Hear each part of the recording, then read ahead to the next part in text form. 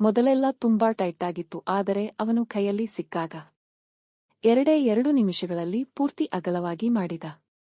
ಸ್ನೇಹಿತರೆ, ನನ್ನ ಹೆಸರು ಭೂಮಿಕಾ ಶೆಟ್ಟಿ. ನಾನು ಬಿಜಾಪುರದವಳು. ನನ್ನ ವಯಸ್ಸು 29. ಗೋಧಿ ಬಣ್ಣ, ಸಾಧಾರಣ ಮೈಕಟ್ಟು ಫ್ರೆಂಡ್. ಗೆಳೆಯರ, ನನಗೆ ಮದುವೆಗಿಂತ ಮೊದಲಿಂದಲೂ ಬಣ್ಣದ ಡ್ರೇಸ್ಗಳ ಮೇಲೆ ತುಂಬಾ ಹುಚ್ಚು. ಯಾವಾಗಲೂ ಬಣ್ಣದ ಬಟ್ಟೆ ಹಾಕೊಂಡು ಚಿಟ್ಟೆ ಹಾಗೆ ಓಡಾಡುವ ವಯಸ್ಸಿನಲ್ಲೇ ನನಗೆ ಮದುವೆ ಮಾಡಿದರು. ಗೆಳೆಯರೇ, ಗಂಡ ಕೂಡ ತುಂಬಾ ಜಾನ್. ನನ್ನನ್ನು ತುಂಬಾ ಇಷ್ಟಪಡುತ್ತಾನೆ. ನಾನು ಗಂಡನ ಮನೆಯಲ್ಲೂ ಡ್ರೆಸ್ ಹಾಕೋಬೇಕಂತ ಆಸೆ ಇತ್ತು, ಆದರೆ ಅತ್ತೆ ಮನೆಯಲ್ಲೂ ಡ್ರೆಸ್ ಹಾಕೊಳ್ಳೋಕೆ ಅಲೌಡ್ ಇರ್ಲಿಲ್ಲ. ಅಂದ್ರೆ ಅತ್ತಿಗೆ ಅದು. ನಾನು ಮನೇಲಿ ಡ್ರೆಸ್ ಹಾಕೊಳ್ಳೋದು ಇಷ್ಟ ಇರಲಿಲ್ಲ ಗೆಳೆಯರೇ. ಅದಕ್ಕೆ ಒಂದು ದಿನ ನನ್ನ ಗಂಡನಿಗೆ ಹೇಳಿದೆ, ರೀ, ನನಗೆ ಡ್ರೆಸ್ ಬೇಕು, ಆದರೆ ನಿಮ್ಮ ಅಮ್ಮ ಅದಕ್ಕೆಲ್ಲ ಒಪ್ಪಿಕೊಳ್ಳಲ್ಲ, ಹೇಗೆ ಮಾಡುವುದು ಅಂತ ಕೇಳಿದಾಗ ನನ್ನ ಗಂಡ ಹೇಳಿದ, ಸ್ವಲ್ಪ ದಿನ ತಾಳು ಬಂಗಾರ. ನನಗೆ ಒಂದು ಹಳ್ಳಿಯಲ್ಲಿ ಪ್ರಮೋಷನ್ ಆಗಿದೆ. ನಾವಿಬ್ಬರು ಅಲ್ಲಿ ಹೋಗಿ ಬೇರೆ ಮನೆ ಮಾಡಿದ ಮೇಲೆ ನಿನಗೆ ಇಷ್ಟವಾಗುವ ಡ್ರೆಸ್ಗಳನ್ನೆಲ್ಲ ಹಾಕಬಹುದು ಅಂತ ನಗುತ್ತಾ ಹೇಳಿದರು. ಆಗ ನನ್ನ ಗಂಡನ ಮಾತು ಕೇಳಿ ತುಂಬಾ ಸಂತೋಷವಾಯಿತು. ಕೆಲವು ದಿನಗಳ ಕಳೆದಂತೆ ಒಂದು ದಿನ ನಾನು ಮುಂಜಾನೆ ಎದ್ದು ಸ್ನಾನ ಮಾಡಿ ಹೊರಗೆ ರಂಗೋಲಿ ಹಾಕಿ ಚಾ ಕುಡಿಯುತ್ತಾ ಸೋಫಾದ ಮೇಲೆ ಕೂತಿದ್ದೆ. ಅಷ್ಟರಲ್ಲಿ ನನ್ನ ಗಂಡ ನೈಟ್ ಶಿಫ್ಟ್ ಡ್ಯೂಟಿ ಮುಗಿಸಿ ಮನೆಗೆ ಬಂದು ಬರುತ್ತಿದ್ದಂತೆ, ಹೇ ಹೆಂಡತಿ, ನೋಡಿಲ್ಲಿ, ನನಗೆ ಹಳ್ಳಿಯೊಂದರಲ್ಲಿ ಪ್ರಮೋಷನ್ ಸಿಕ್ಕಿದೆ. ನಾವು ಇವತ್ತೇ ಹೊರಡಬೇಕು ಅಂತ ಹೇಳುತ್ತಾ ಲೆಟರ್ ಕೊಟ್ಟರು. ನನಗಂತೂ ಹಿಡಿಲಾರದಷ್ಟು ತುಂಬಾ ಖುಷಿಯಾಗುತ್ತಿತ್ತು ಗೆಳೆಯರೇ.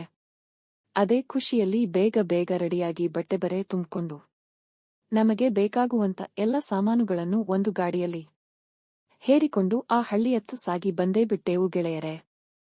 ಹಳ್ಳಿಯೊಂದರಲ್ಲಿ ಊರ ಬಾಜುಕ ಒಂದು ಬಾಡಿಗೆ ಮನೆಯಲ್ಲಿ ಉಳಿದ್ಕೊಂಡೇವ. ಅಲ್ಲಿಂದ ದಿನ ನನ್ನ ಗಂಡ ಡ್ಯೂಟಿಗೆ ಹೋಗ್ತಿದ್ದ. ಒಂದು ದಿನ ಸಂಡೇ ಇರೋದರಿಂದ ಶಾಪಿಂಗ್ ಮಾಡೋಣ ಅಂತ ಸಿಟಿಯೊಂದಕ್ಕೆ ಹೋಗಿದ್ದೇವ. ಮನೆಗೆ ಬೇಕಾಗುವಂತ ಎಲ್ಲಾ ಸಾಮಾನುಗಳನ್ನು ಖರೀದಿಸಿ ಬಟ್ಟೆ ತಗೋಳಕಂತ ಹೋದೆವು. ನನ್ನ ಇಷ್ಟದಂತೆ ಡ್ರೆಸ್ಗಳು ಮತ್ತೆ 2 ಜೀನ್ಸ್ ತಗೊಂಡಿದ್ದೆ.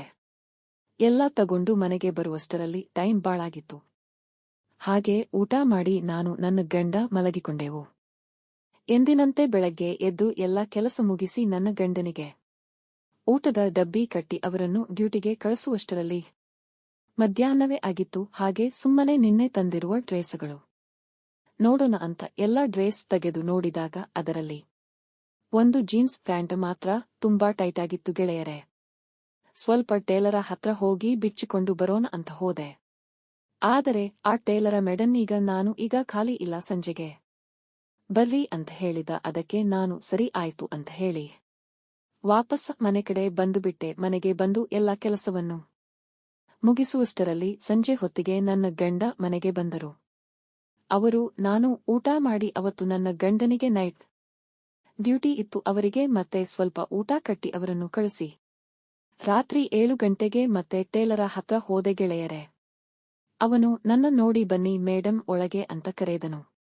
ನಾನು ಒಳಗೆ ಹೋಗಿ, ನೋಡಪ್ಪ, ನಂದು ತುಂಬಾ ಟೈಟಾಗಿದೆ, ಸ್ವಲ್ಪ ಸಡಿಲವಾಗಿ ಮಾಡ್ತೀಯಾ ಅಂತ ಕೇಳಿದಾಗ ಅವನು ಸರಿ ಮೇಡಂ ಮಾಡ್ತೀನಿ ಅಂತ 1-2 ಹೊಲಿಗೆ ಬಿಚ್ಚಿ, ಮೇಡಂ ಈಗ ನೋಡಿ ನಿಮ್ಮ ಜೀನ್ಸ್ ಸಡಿಲವಾಗಿದೆ, ಬೇಕಿದ್ದರೆ ಒಳಗಡೆ ಹೋಗಿ ಒಮ್ಮೆ ಟ್ರೈ ಮಾಡಿ ನೋಡ್ರಿ, ಬೇಕಿದ್ರೆ ಇನ್ನು ಚೂರು ಸಡಿಲ ಮಾಡ್ತೀನಿ ಅಂತ ಹೇಳಿದ. ನಾನು ಒಳಗಿನ ಕೊನೆಯಲ್ಲಿ ಟ್ರೈ ಮಾಡಿದಾಗ ಇನ್ನೂ ಟೈಟಾಗೇ ಇತ್ತು. ಆಗ ಆ ಟೇಲರ ಕೂಡ ನನ್ನ ಪಕ್ಕದಲ್ಲೇ ಇದ್ದ.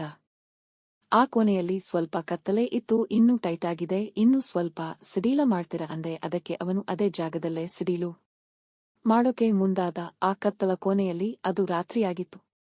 ಅವನು ಸಡಿಲ ಮಾಡಲು ಬೇರೆ ರೀತಿ ಪ್ರಯತ್ನಿಸುತ್ತಿದ್ದ, ಆದರೆ ಅವನ ಪ್ರಯತ್ನದಲ್ಲಿ ಏನೋ ಒಂಥರ ಬೇರೆನೇ ಇತ್ತು ಗೆಳೆಯರೇ. ಆದರೆ ಅವನು ಜೀನ್ಸ್ ಸಡಿಲ ಮಾಡುವ ಬದಲು ಬೇರೆ ಸಡಿಲ ಮಾಡೋಕೆ ಅವನ ಮಷೀನ ಚಾಲು ಮಾಡಿದ. ಅದಕ್ಕೆ ನಾನು, ಹೇ, ಜೀನ್ಸ್ ಸಡಿಲ ಮಾಡುವಂದ್ರೆ ನೀ ಬೇರೆ ಇನ್ನೇನೋ ಮಾಡ್ತಿದ್ದೀಯಲ್ಲೋ. ಅದಕ್ಕೆ ಅವನು, ದಯವಿಟ್ಟು 5 ನಿಮಿಷ ಸುಮ್ಮನಿರಿ ಮೇಡಂ ಅಂತ ಹೇಳ್ದ. ಅದಕ್ಕೆ ನಾನು, ಇರಲಿ ಪಾಪ್, ಮೊದಲೇ ಬ್ಯಾಚುಲರ ಹುಡುಗ ಅನ್ಸುತ್ತೆ ಅಂತ ಸುಮ್ಮನಾದರೆ ಅವನು ಬೆಳಗಿನ 4:15 ಸ್ವಲ್ಪನೂ ಬಿಡದೆ ಪೂರ್ತಿಯಾಗಿ ಸಡಿಲವಾಗಿ ಮಾಡೇ ಬಿಟ್ಟ ಗೆಳೆಯರೇ. ನನ್ನ ಕತೆ ನಿಮ್ಗೆ ಅರ್ಥ ಆಗಿದೆ ಅನಿಸುತ್ತೆ. ಧನ್ಯವಾದ.